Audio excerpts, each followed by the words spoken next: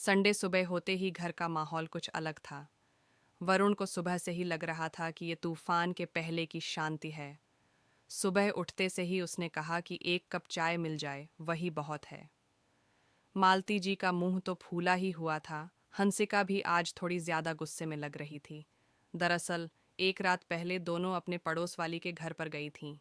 हमेशा जो मालती जी के साथ होता था वह अब हंसिका के साथ होने लगा। मालती जी जैसे सजकर आईं, उन्होंने देखा कि हंसिका और ज्यादा सजी हुई बिल्कुल कैटरीना कैफ बनकर आई है। मालती जी को जो भाव मिलता था वह अब धीरे धीरे हंसिका की तरफ शिफ्ट होने लगा था। मालती जी के लिए यह नया था, क्योंकि अभी तक लोग उन्हें ही कॉलोनी की जीनत अमान मानते थे। अब जीनत अमान को टक्कर देने कैटरीना कैफ आ गई थी। चाय बनेगी या वो आज बाहर से मंगवा लें? मालती जी ने हंसिका पर ताना कसते हुए कहा। हंसिका ने भी वापस ऑफिस ज्वाइन कर लिया था और उसके लिए भी अब सिर्फ एक संडे ही बचा था।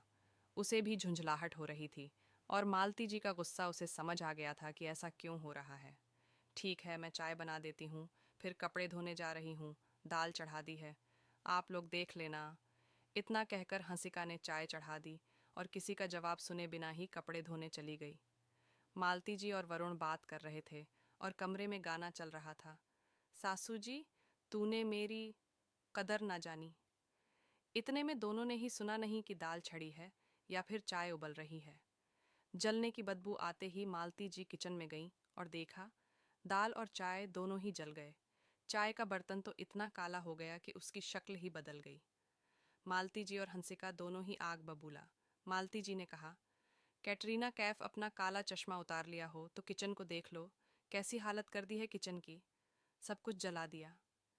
हंसिका भाग कर आई और किचन की हालत देखी। मैं कैटरीना कैफ ही सही, लेकिन जया बच्चन को भी गाने सुनने के अलावा कुछ तो करना चाहिए। बोल कर गई थी कि दाल और चाय छड़ी हुई है। क्या कर रहे थे दोनों? हंसिका ने गुस्से में कहा। ये लो, एक बात ज्यादा बोल दो तो आजकल जवाब तपाक से मिलता है। बहू ही फिल्मी हो गई है यहाँ। मालती जी ने कहा।